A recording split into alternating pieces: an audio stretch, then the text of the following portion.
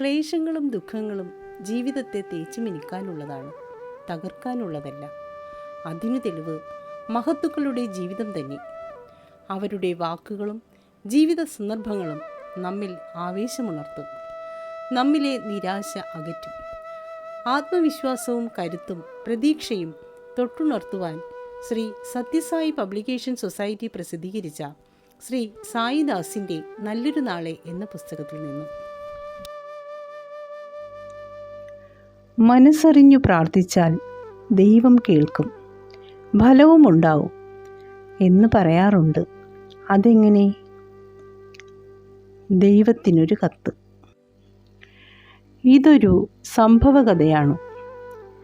ഗ്രാമത്തിലെ post office. Postman കാർഡിലെ മേൽവിലാസം ഒരിക്കൽ കൂടി വായിച്ചു. ദൈവം, സ്വർഗം. പോസ്റ്റ്മാൻ കാർഡ് പോസ്റ്റ് മാസ്റ്ററെ കാണിച്ചു. അദ്ദേഹം കത്ത് വായിച്ചു. ദൈവമേ, എനിക്ക് പരീക്ഷാ ഫീസ് അടയ്ക്കാൻ പണമില്ല. എനിക്ക് ഫീസ് അയച്ചു തരുമോ? കത്തിൽ വീട്ടിലെ ദാരിദ്ര്യവും എഴുതിയിട്ടുണ്ട്. ചുവടെ കത്തയച്ച കുട്ടിയുടെ മേൽവിലാസവും. പോസ്റ്റ് മാസ്റ്റർ ആ വിലാസത്തിൽ രൂപ അയച്ചു കൊടുത്തു. വീട്ടിൽ പണം വന്നപ്പോൾ അമ്മ അങ്കലാപ്പിലായി.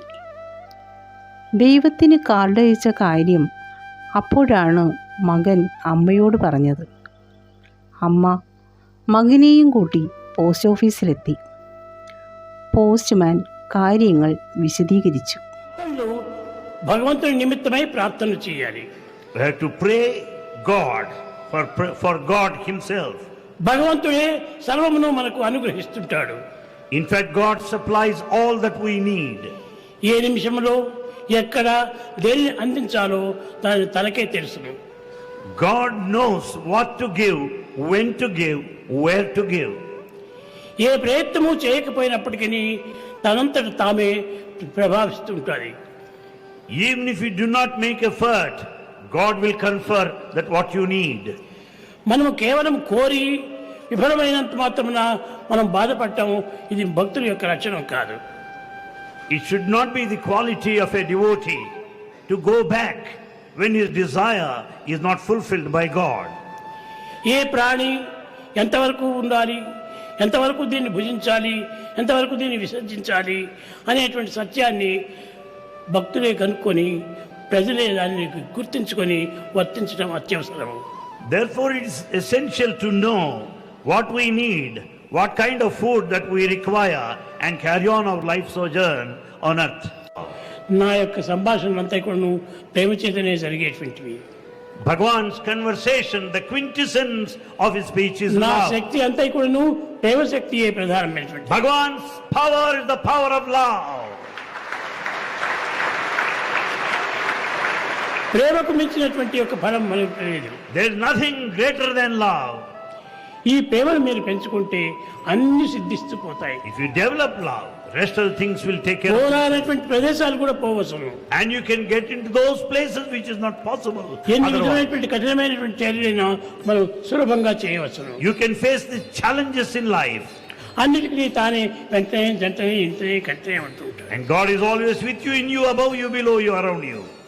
కనుక దైవ ప్రార్థన చేత ఎటువంటి కార్యమైనా మీరు సాధించవచ్చు. By prayer, you can be successful in every attempt. ദയക്കും അൻപുക്കും രൂപം താങ്ങിയ ദൈവമേ, സായി ദൈവമേ.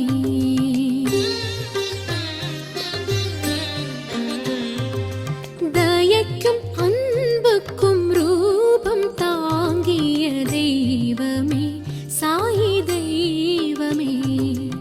அன்பு காணாயேழை ஜனத்தை காக்க வந்தாய் தெய்வமே, என் தெய்வமே, சாய் தெய்வமே.